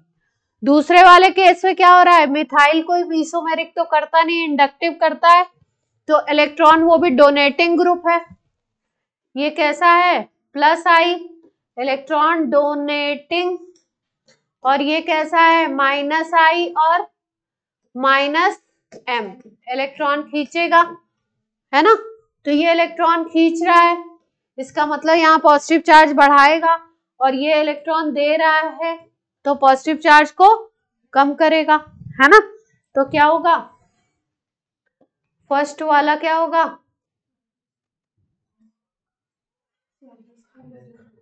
कम स्टेबल होगा, और सेकेंड वाला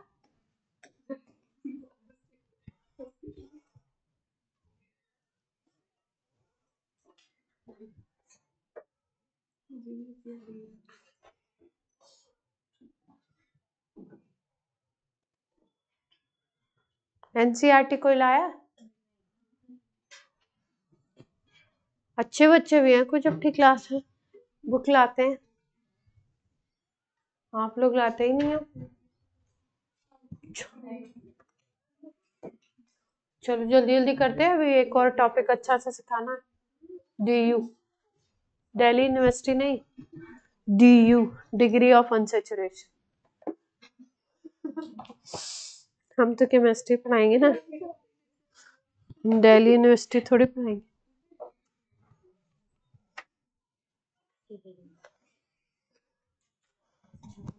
तुम लोग एंजॉय नहीं कर रहे हो, मैं पढ़ाने में इतना एंजॉय कर। अरेंज तुम एंजॉय नहीं कर रहे हो टॉपिक को, थोड़ा थोड़ा कर रहे हो।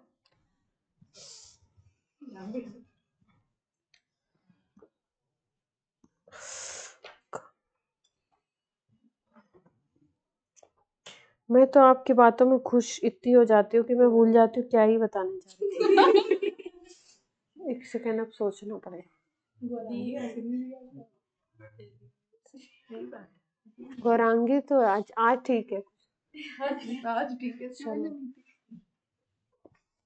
क्या बताने जा रही थी। डीयू तो उसके बाद बताएंगे।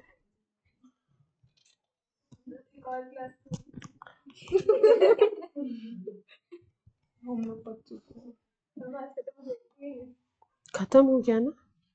तुम लोग को क्या करना है अक्षिता, तुमको कोई दिक्कत हो रही है मेरे क्लास लेने से।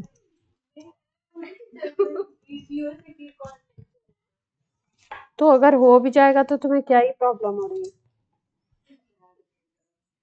तुम्हें कुछ दे ही तो रहे हैं, तुम्हारे अंदर से कुछ एक्सट्रैक्ट तो नहीं कर रहे हैं। बताओ। नहीं भैया, अब इंटरमीडिएट पे आ चुके हैं हम लोग, इसमें है ही नहीं जो हम देख रहे थे। छोड़ो, 12th में बता देंगे जब आएगा तब।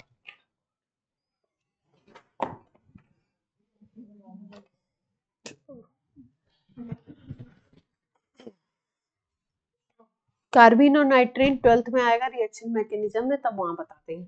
हम सोच रहे थे इसमें हो तो बता दे, पता चला कि आपके आ जाए एग्जाम में।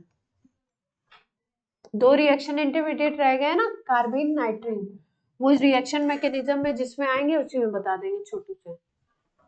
चलिए अब करिए होमोलोगस सीरीज सुना होगा आपने 10th में, सुना है? नहीं सुना है तो अब सुन लीजिए। चलिए, होमोलोगस सीरीज क्या होती है, ध्यान से सुनिए।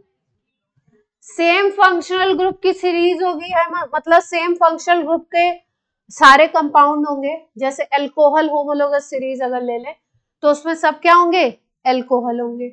एल्केन की होमोलोगस सीरीज ले लें तो उसमें सब क्या होंगे, एल्केन होंगे। और किसी भी एक होमोलोगस सीरीज में जितने मेंबर्स होते हैं सबका फंक्शनल ग्रुप सेम होता है। सबके कॉन्जिक्यूटिव मेंबर्स, मतलब उस होमोलोगस सीरीज का पहला मेंबर, दूसरा मेंबर, तीसरा, चौथा, इस तरीके से अगर कोई कॉन्जिक्यूटिव मेंबर लेते हो, जैसे पहले से दूसरे पे जाओ, दूसरे से तीसरे पे जाओ, तीसरे से चौथे पे जाओ, तो उनके बीच में डिफरेंस होता है CH2 का। और अगर मॉलिक्यूलर वेट में डिफरेंस देखो तो 14 यूनिट का डिफरेंस आता है।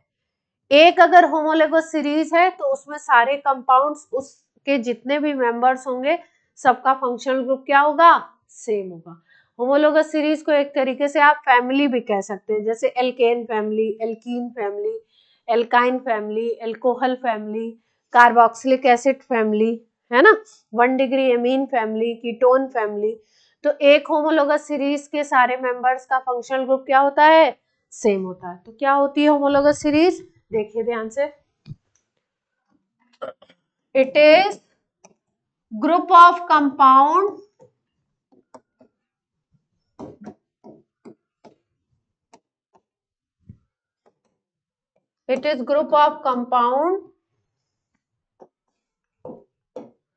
all members of any homologous series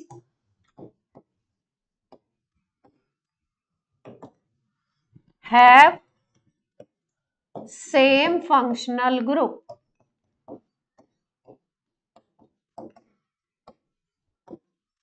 सब में फंक्शनल ग्रुप क्या होगा, सेम होगा। 2 consecutive members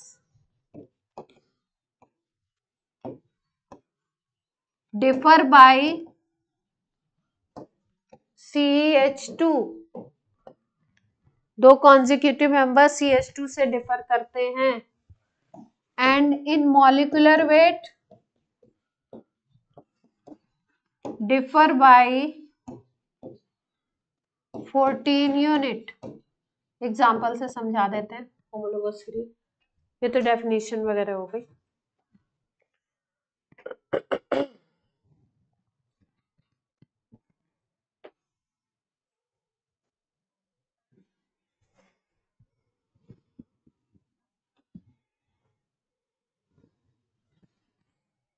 नोट हो गया। जैसे हमने बोला एल्केन सीरीज के बारे में, एल्केन होमोलोगस सीरीज, किसी भी होमोलोगस सीरीज का एक जनरल मॉलिक्यूलर फॉर्मूला होता है। जैसे एल्केन का जनरल फॉर्मूला होता है CnH2n+2। n होता है नंबर ऑफ कार्बन, ठीक है। जैसे नंबर ऑफ कार्बन अगर 1 लोगे तो पहला मेंबर बनेगा इस फैमिली का 1 लगा दिया अगर आपने, तो क्या बन जाएगा फॉर्मूला CH4 मीथेन। अगर आपने N = लगा दिया 2 तो बन जाएगा C2H6। N = अगर 3 लगाते हैं तो क्या बनेगा C3H8। अगर दो लगातार मेंबर के बीच में N = 4 लगाते हो तो बनेगा C4H10। N = 5 लगाओगे तो C5H12। दो कॉन्जिक्यूटिव मेंबर्स को देखो तो उसमें डिफरेंस कितने का होगा CH2 का। C4H10 में अगर CH2 प्लस करते हो तो क्या बनता है C5H12।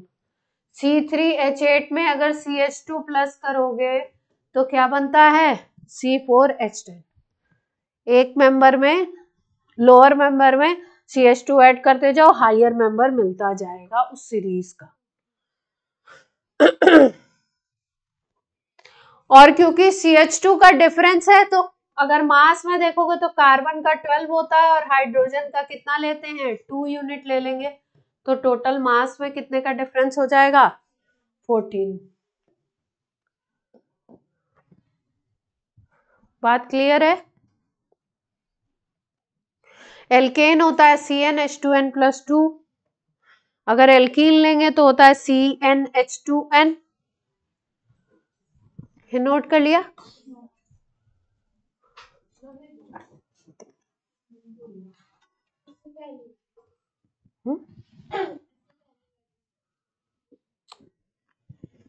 पीछे चलना है।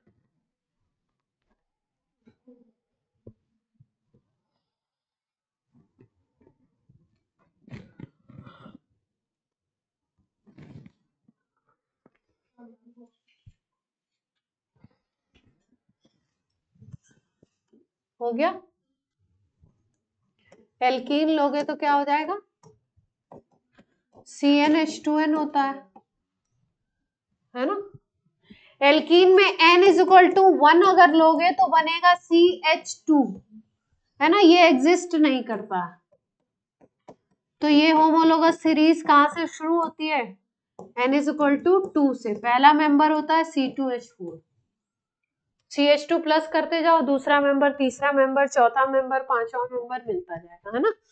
तो इस सीरीज का फर्स्ट मेंबर कौन है C2H4। सेकंड अगर लोगे तो C3H6, इसका डबल है जस्ट। फोर्थ लोगे तो, थर्ड लोगे तो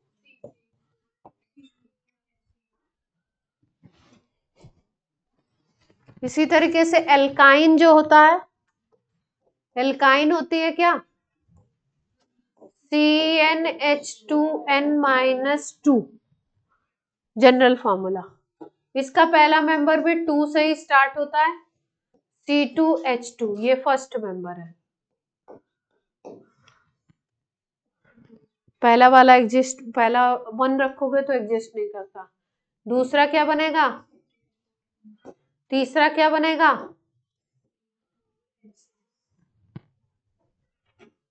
C5,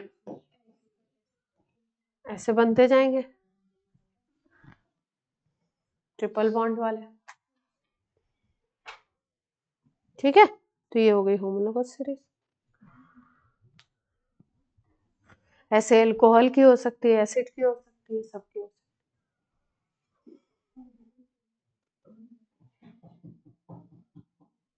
ठीक है, चलिए लास्ट अपना छोटा सा टॉपिक है, इंपॉर्टेंट है, डिग्री ऑफ अनसेचुरेशन।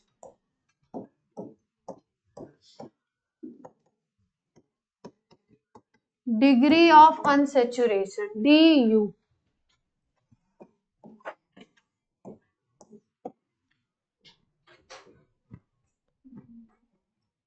DOU भी लिखते हैं, कोई कोई बुक DOU भी लिखती, डिग्री ऑफ अनसेचुरेशन।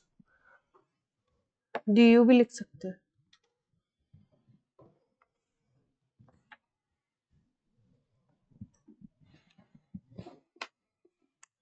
देखो डिग्री ऑफ अनसेचुरेशन क्या बताता है, GOC खोलिए, एग्जाम्पल अच्छा सा,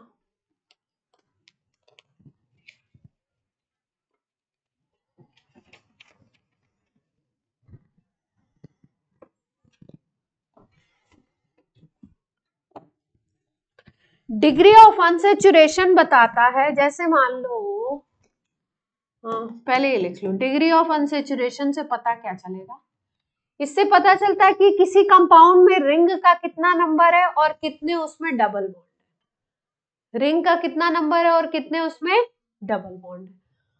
तो किसके बारे में इंफॉर्मेशन मिलती है, रिंग कितनी है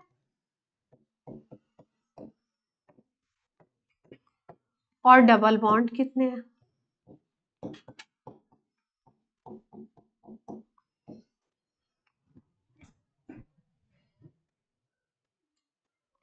जैसे मान लो हमने बोला कि डिग्री ऑफ अनसेचुरेशन है 1, डिग्री ऑफ अनसेचुरेशन है 1, तो इस कंपाउंड में क्या होगा, या तो रिंग होगी एक,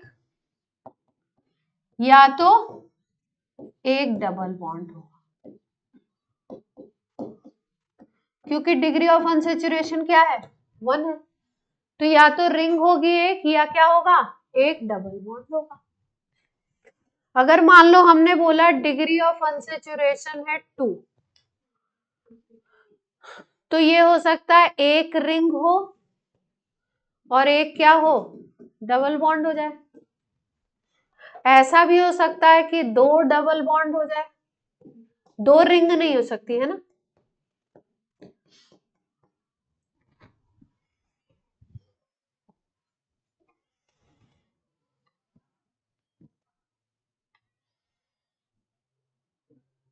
ठीक है, लिखिए अब थोड़ा सा इसके बारे में, थोड़ा सा लिख लीजिए। Number of pairs of hydrogen atoms, number of pairs of hydrogen atoms that a molecular formula lacks to be alkane, lacks LACK, lacks to be alkane is called degree of unsaturation.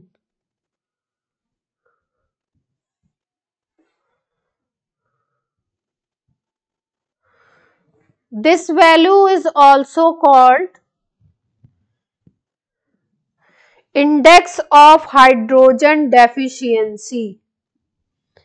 Index of hydrogen deficiency.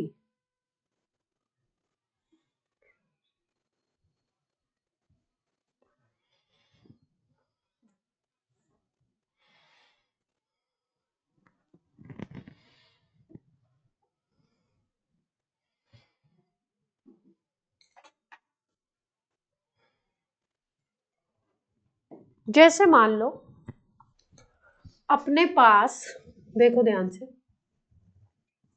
Example से समझो, यहाँ पे definition अभी उसमें डाल दूंगी मैं, आपके पीडीएफ में मैं लिख दूंगी।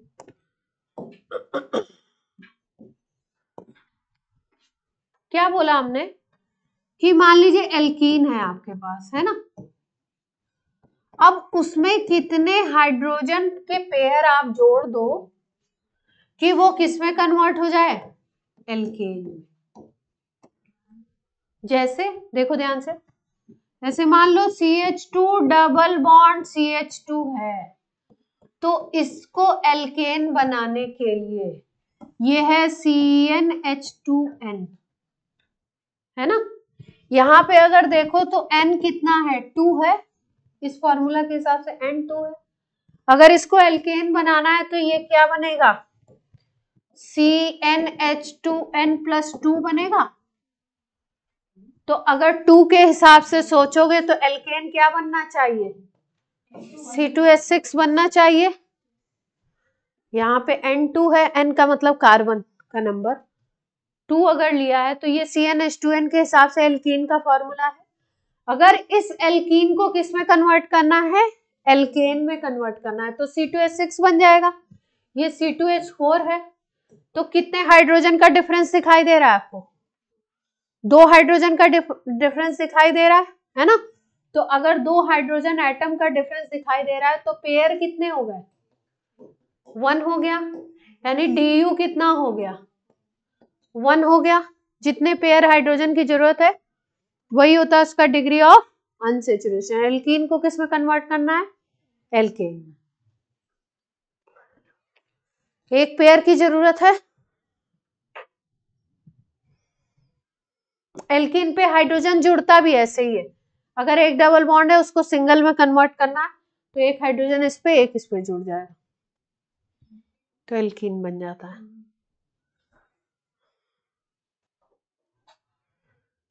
ठीक है,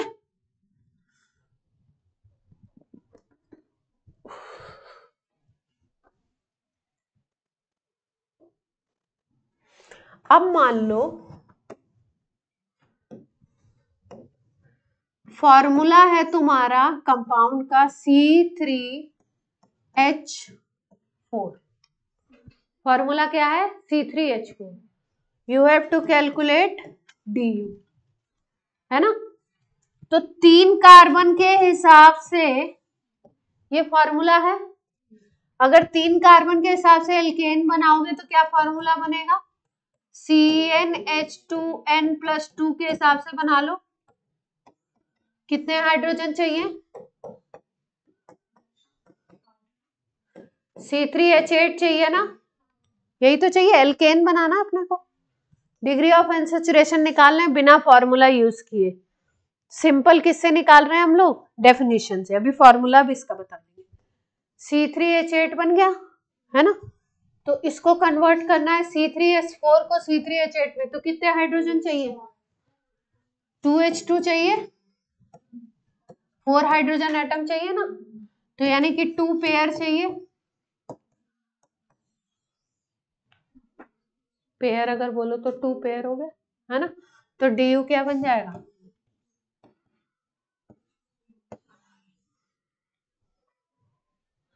दो DU के हिसाब से। DU निकालते क्यों है, किसी कंपाउंड का अगर फॉर्मूला दिया है तो उसके स्ट्रक्चर को प्रिडिक्ट करने के लिए कि क्या क्या स्ट्रक्चर हो सकता है। अगर 2 DU है तो क्या सिचुएशन बन सकती है, एक तो आप बना सकते हो 2 डबल बॉन्ड कह सकते हो,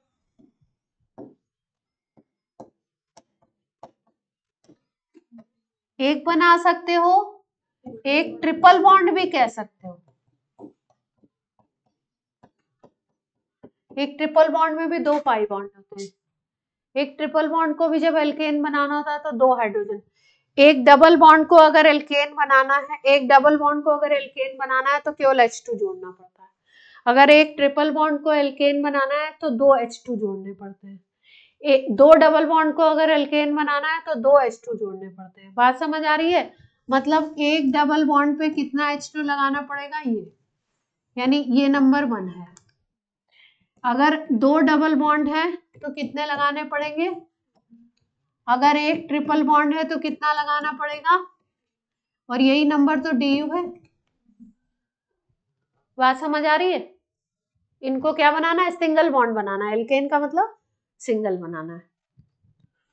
तो यहां पे अगर देखो तो DU क्या हो गया? अगर 2 आया तो 2 डबल बॉन्ड हो सकते हैं, एक ट्रिपल बॉन्ड भी हो सकता है, या ऐसा भी हो सकता है कि एक रिंग हो जाए और एक क्या हो जाए? डबल बॉन्ड हो जाए।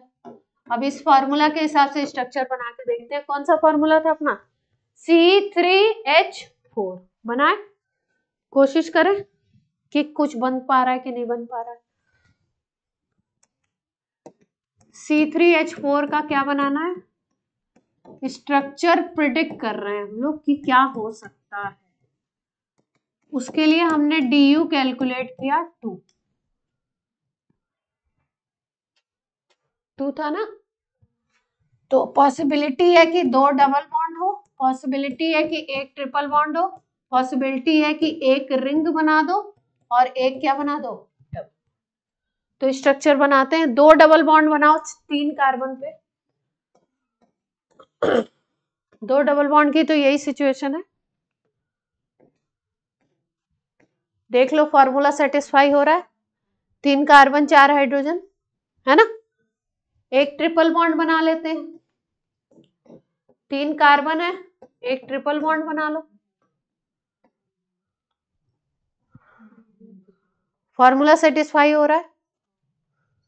एक रिंग बना लो 3 कार्बन की और एक डबल बॉन्ड उसमें लगा दो। फॉर्मूला देख लो सेटिस्फाई हो रहा है। ये फॉर्मूला ये होगा, ये CH2 है, ये आपका 3 बॉन्ड है तो CH हो जाएगा। बन रहा है फॉर्मूला। तो यानी DU की जरूरत अपने को क्यों पड़ती है? प्रिडिक्ट करने के लिए, स्ट्रक्चर अगर किसी का पता लगाना है कि क्या हो सकता है।